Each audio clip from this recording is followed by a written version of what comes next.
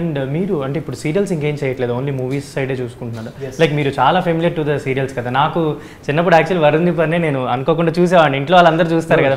చిన్నప్పుడు అంటే నేనే ముసలా కొడుకున్నా అనిపిస్తుంది. అంటే నాట్ చిన్నప్పుడు అంటే మనం కూడా చదువుకునేటప్పుడు ఇంట్లో అందరూ చూస్తారు కాబట్టి అలా చూసేవాళ్ళం. అంటే సీరియల్ సైడ్ ఇంకా లైక్ యాక్చువల్ గా కొంచెం బ్రేక్ తీసుకున్నాను. ఆల్మోస్ట్ 3 years అయింది. ఇప్పుడు ఎవరైనా అప్రోచ్ అవుతున్నారు అంటే ఆల్మోస్ట్ ఈ 3 years లో 18 సీరియల్స్ వద్దనుకున్నాను. అవునా? బట్ మూవీస్ చేస్తున్నాను ఇప్పుడు కంప్లీట్గా. ఇప్పుడు 3 movies చేస్తున్నాను. ఏమేం చేస్తున్నారు? ఇప్పుడు సాయి ధరమ్ తేజ్ గారిది ప్రైమ్ షో వాళ్ళది ఒక మూవీ చేస్తాను. దాంట్లో ఒక మంచి క్యారెక్టర్ చేస్తాను. మళ్ళీ అగైన్ విత్ సాయి ధరమ్ తేజ్ గారు. After Virupaksha. Next so Vijay Deverakonda గారి మూవీ చేస్తున్నాను. సితారా బ్యానర్ లో గౌతమ్ తెన్నూరి గారి మూవీ. సో దాంట్లో ఒక one of the important character చేస్తాను. సో ఇంకొకటి A1 A2 A3 అని హీరోగా చేస్తాను. సో హీరోగా అయితే మొత్తానికైతే వస్తున్నాను.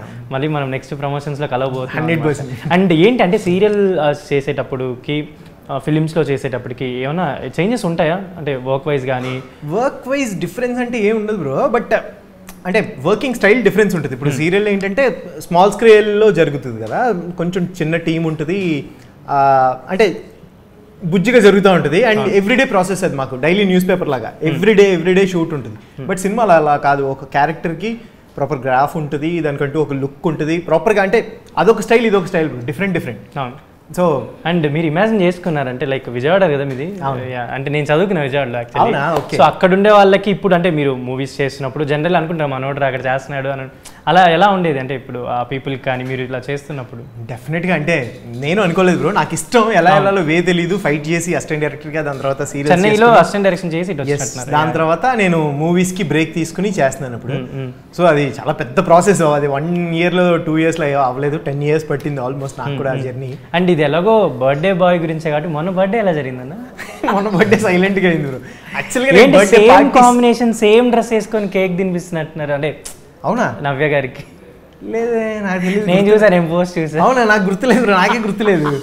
ఏమో బ్రో, అంత అబ్జర్వ్ చేయలేదు. ఏంటి అంటే మీరు అంటే చాలా మందితో మీరు చేస్తుంటారు, లైక్ డీ కూడా చేశారు కాబట్టి ఎలా ఉండేది మీకు అంటే వాళ్ళతో బాండింగ్? నవ్య గారితో కానీ రోషిని గారితో, వీళ్ళందరితో ఎలా ఉండేది మీకు బాండింగ్? అందరితో ఇప్పుడు బిగ్ బాస్ చేశాం కాబట్టి రోహిణి, నాకు జ్యోతి, అలీగఢ్, వీళ్ళందరూ ఇంకా family, more than a family. And Jyothi గారిని ఒక రీల్లో కొడతారనుకుంటా 10 rupees. అవును. అయితే ఇంకా నవ్య అంటే మేము ఆల్మోస్ట్ సీరియల్ చేసాము, దాని తర్వాత షోస్ చేస్తున్నాము, బ్యాక్ టు బ్యాక్ వర్క్ చేస్తున్నాము. అండ్ పర్సనల్గా తను నాకు బెస్ట్ ఫ్రెండ్. సో డెఫినెట్గా ఎప్పుడైనా అంటే లైక్ ఇండస్ట్రీలో ఉన్నప్పుడు జనరలీ అంటే సేమ్ ఫీల్డ్లో ఉన్నప్పుడు డిస్కస్ చేసుకుంటుంటారు, ఇలాంటి రోల్స్ నాకు పడితే బాగుండు, ఇలాంటి క్యారెక్టర్స్ నీకు పడితే బాగుండు, అలా ఏమైనా అనుకుంటూ ఉంటారా? 100%. ఇప్పుడు విరూపాక్ష వచ్చినప్పుడు డెఫినెట్గా తను అందరికంటే హ్యాపీ ఫీల్ అయింది.